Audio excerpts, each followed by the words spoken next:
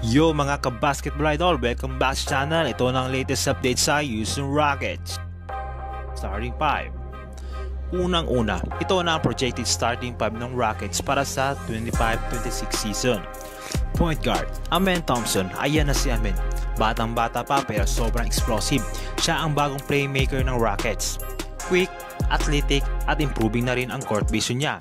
Bagay na bagay as lead guard sa ganitong lineup.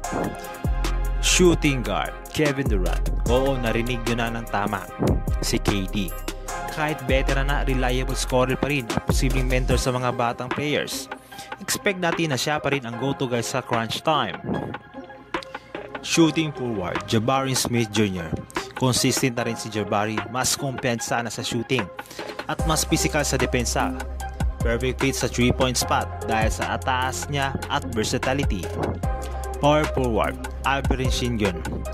Natural center si Sengun pero ilalagay siya sa power forward para bigyan ng daan ang bagong rim protector. Passing big man, post moves king at underrated pa rin hanggang ngayon.